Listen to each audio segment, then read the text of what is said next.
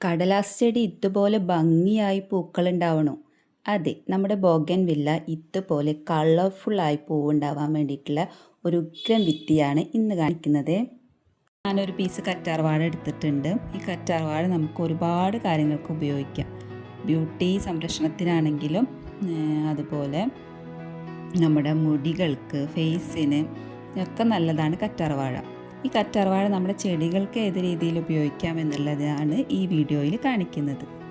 അപ്പോൾ ഈ മതിലിനോട് ചേർന്നിട്ട് അവിടെ കൈപ്പക്ക വളർത്തിയിട്ടുണ്ട്, പിന്നെ പപ്പായ ഉണ്ട്. പപ്പായയുടെ മുകളിൽ അതാ പപ്പങ്ങ ഉണ്ടായിട്ടുണ്ട്.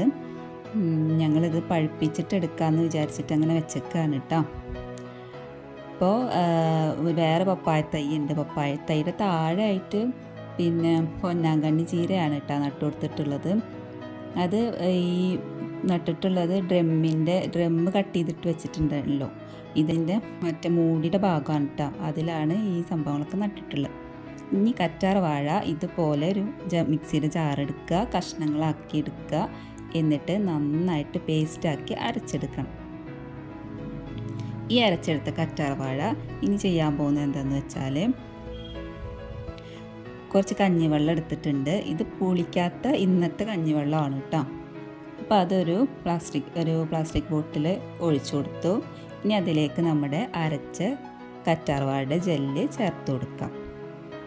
മൊത്തം കറ്റാർവാഴ തണ്ട് അങ്ങനെ തന്നെയാണ് അരച്ചെടുത്തിട്ടുള്ളത്. അപ്പോൾ അത് നന്നായിട്ട് ഈ കഞ്ഞിവെള്ളത്തിലേക്ക് ഒഴിച്ചു കൊടുത്തു. എന്നിട്ട് ഒന്ന് ചെറുതായി ഷെയ്ക്ക് ചെയ്തിട്ട് പിന്നെ അതവിടെ അടച്ചു വെക്കാം. 2 ദിവസം ഞാൻ ഇത് റെസ്റ്റ് ചെയ്യാൻ വേണ്ടി വെക്കുന്നുണ്ട്. ഈ കഞ്ഞിവെള്ളം നല്ല രീതിയിൽ പുളിച്ച് വരട്ടെ, എന്നിട്ടാണ് നമ്മൾ ചെടികൾക്ക് ഒഴിച്ചു കൊടുക്കാൻ വേണ്ടിയിട്ട് പോകുന്നത് കേട്ടോ. ഇനി നമുക്ക് കുറച്ച് ബോഗൻവില്ല സംരക്ഷണം ഉണ്ട്. അപ്പോൾ നമ്മൾ ബോഗൻവില്ലക്കാണ് മെയിനായിട്ട് ഈ ഒരു വളം ഒഴിച്ചു കൊടുക്കുന്നത്. ഇത് ബോഗൻവില്ലക്ക് ഒഴിച്ചു കൊടുത്താൽ ബോഗൻവില്ലയിൽ നന്നായിട്ട് പൂക്കളുണ്ടാക്കാൻ നല്ലൊരു റെമഡിയാണ് കേട്ടോ. ഈ ഒരു എന്താ പറയുക, ഓർഗാനിക് ഫെർട്ടിലൈസർ. അപ്പോൾ നമ്മുടെ ഈ ബോഗൻവില്ല നമ്മൾ കുറച്ച് കെയറിങ് ഒക്കെ ചെയ്യാൻ പോവാണ്. അതിൻ്റെ ചോട്ടിലുള്ള പുല്ലുകളും ഒക്കെ പറിച്ച് കളയണം, കിളകളൊക്കെ പറിച്ച് മാറ്റി. ഒക്ടോബർ മുതൽ ബോഗൻവില്ലയിലൊക്കെ നിറച്ച് പൂക്കളും ഒക്കെ ഉണ്ടായി തുടങ്ങുന്ന ഒരു സമയമാണ്. നമ്മളൊരു മാർച്ച്, ഏപ്രിൽ, മെയ് വരെയൊക്കെ നന്നായിട്ട് ബോഗൻവില്ല പൂക്കളോടെ നിൽക്കണം. അപ്പോൾ ഈ ഒക്ടോബർ മാസത്തിൽ തന്നെ നമ്മൾ ഇതിൻ്റെ സംരക്ഷണം തുടങ്ങണം. ഇതിൻ്റെ കൊമ്പ് ഇങ്ങനെ കുറ്റി പോലെ ബ്രൂൺ ചെയ്തെടുക്കണം കേട്ടോ. നമ്മൾ ഇതിങ്ങനെ നല്ല വലുതാക്കി ചട്ടിയിൽ നട്ടത് കാരണം നല്ല വലിയ തൈകളാക്കി എടുക്കണില്ല. പിന്നെ ബ്രൂൺ ചെയ്തെടുത്താലാണ് നമുക്ക് നല്ല പൂക്കളൊക്കെ ഫുള്ള് ഇലകളൊന്നും ഇല്ലാതെ പൂക്കൾ മാത്രമായിട്ട് കിട്ടുള്ളൂ. അപ്പം നമ്മളിതുപോലെ ചെറിയ അതിൻ്റെ ചെനപ്പൊക്കെ മുറിച്ച് മാറ്റാണ് പിന്നെ ബ്രൂൺ ചെയ്തെടുക്കാൻ കേട്ടോ. അപ്പോൾ ചില ബോഗൻവില്ലകൾ ഇവിടെ ഒരുപാട് കളേഴ്സ് ഉണ്ട്. അപ്പോൾ ഒന്നും അങ്ങനെ പൂവിടാൻ തുടങ്ങണുള്ളൂ, എല്ലാം ചെറുതായിട്ട് ഇങ്ങനെ പൂവിട്ടിട്ട് തുടങ്ങണുള്ളൂ. അപ്പോൾ മഴയൊക്കെ കഴിഞ്ഞ് ഇനിയിപ്പോൾ നല്ല വെയിലൊക്കെ വരാൻ പോകുന്ന സമയമല്ലേ, പിന്നെ അപ്പോൾ ഇത് ഇങ്ങനെ ചെറുതായിട്ട് പൂവൊക്കെ ഉണ്ടാവാൻ തുടങ്ങണുള്ളൂ കേട്ടോ. അപ്പം ഞങ്ങളിവിടെ ബോഗൻവില്ല കമ്പുകൾ പിടിപ്പിക്കുന്നത് എങ്ങനെയാണെന്ന് വെച്ചാൽ സാധാരണ രീതിയിൽ ഒരു ചട്ടിയിൽ കുത്തി വെക്കാണ് പതിവ്. പക്ഷേ മിക്ക സ്ഥലങ്ങളിലും ബോഗൻവില്ല കമ്പുകൾ കുത്തി വെച്ചാൽ ഉണ്ടാവില്ല എന്നൊക്കെ പറഞ്ഞു കേട്ടിട്ടുണ്ട്. അപ്പോൾ അതിനൊരു ഒരു ടിപ്പ് പറഞ്ഞു തരാം. ഇതുപോലെ ചട്ടിയിൽ ഒരു കമ്പ്, നന്നായി മൂത്ത ഒരു കമ്പ് കുത്തിക്കൊടുക്കാം. എന്നിപ്പോൾ ചട്ടിയിൽ തന്നെയാണ് കേട്ടോ പിടിപ്പിക്കുന്നത്. എന്നിട്ട് ചെയ്യേണ്ടത് എന്താണെന്ന് വെച്ചാൽ, ഒരു പ്ലാസ്റ്റിക് ബോട്ടിൽ എടുക്കാം. അതിൻ്റെ അടി കട്ട് ചെയ്തിട്ട് എടുത്തിട്ടുള്ളതാണ്. അത് ഇതുപോലെ ഇങ്ങനെ താഴ്ത്തി വെച്ച് കൊടുക്കുക. അപ്പോൾ അതിൻ്റെ ഉള്ളിലാണ് കേട്ടോ നമ്മുടെ കമ്പ് ഇരിക്കുന്നത്. ഇനി ഇത് എനക്കാതെ നമ്മുടെ ഉള്ളിലുള്ള ഈ കമ്പിന് എനക്കം വരാതിരിക്കാനാണ് ഇതുപോലെ പ്ലാസ്റ്റിക് ബോട്ടിൽ വെക്കുന്നത്. ഇതൊരു 2 ആഴ്ച കൊണ്ട് തന്നെ നല്ല കിളിർത്ത് വരും കേട്ടോ നമ്മുടെ ഈ കമ്പ്. ഇങ്ങനെയാണ് നമുക്ക് നല്ല രീതിയിൽ ഈ ബോഗൻവില്ലയുടെ കമ്പുകളും പിന്നെ ഏത് കമ്പായാലും നമുക്കിതുപോലെ പിടിപ്പിച്ചെടുക്കാവുന്നതാണ്. ഇനി ഒരു ബക്കറ്റിൽ കുറച്ച് വെള്ളം എടുത്തിട്ടുണ്ട്. കുറച്ച് വെള്ളം എന്ന് പറഞ്ഞാൽ 3/4 ഭാഗത്തോളം വെള്ളം എടുക്കുക. ഇതിൽ ഫുള്ളും വെള്ളം ഞാൻ ഒഴിക്കുന്നുണ്ട്. നമ്മുടെ നേരത്തെ പുളിപ്പിച്ച് വെച്ചിട്ടുള്ള 2 ദിവസം പുളിപ്പിച്ച കഞ്ഞിവെള്ളം, കറ്റാർവാഴ ആ ഒരു കൂട്ടാണ് ഞാൻ ഈ വെള്ളത്തിലേക്ക് ഒഴിച്ചു കൊടുക്കുന്നത് കേട്ടോ.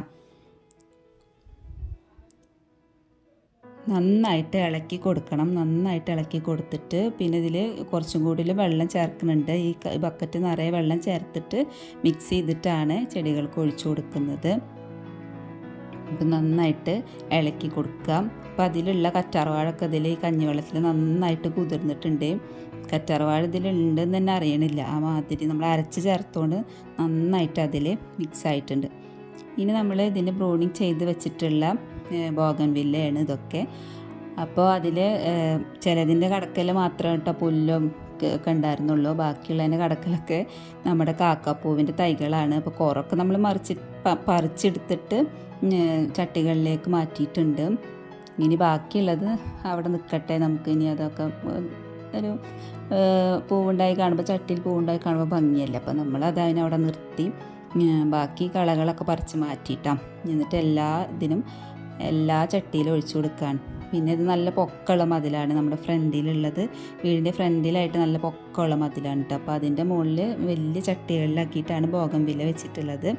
അപ്പോൾ ഇതൊക്കെ മഴ ആയതുകൊണ്ട് നമ്മൾ താഴെ മാറ്റി വെച്ചിരിക്കണമായിരുന്നു, ഇതിനൊന്നും ചീച്ചൽ വരാതിരിക്കാൻ വേണ്ടിയിട്ട്. വെള്ളം കൂടിപ്പോയാൽ ഇതാകെ പ്രശ്നക്കാരാണ്.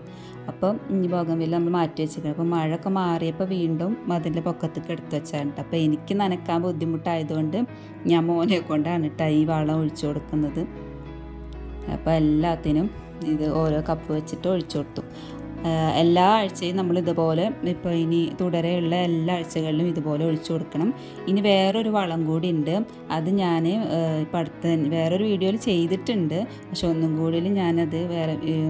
കൂടിയും ബോഗൺവില്ലയുടെ പൂക്കളൊക്കെ വിരിഞ്ഞിട്ട് ഒരു വീഡിയോയും കൂടി ചെയ്യാൻ ഉദ്ദേശിക്കുന്നുണ്ട്. അപ്പോൾ ഞാനതിൽ വീണ്ടും ആ വളം കാണിച്ചു തരാം കേട്ടോ. അപ്പോൾ ആ 2 വളങ്ങളും, ഈ വളവും പിന്നെ ഇനി ചെയ്യാൻ പോകുന്ന വളം, അങ്ങനെ 2 വളങ്ങൾ മാറിയിട്ട് ഇതിന് ഒഴിച്ചു കൊടുക്കലുണ്ട് കേട്ടോ. അപ്പോൾ ഈ മാസങ്ങളിൽ ഇത് മറക്കാതെ തന്നെ ചെയ്യാം.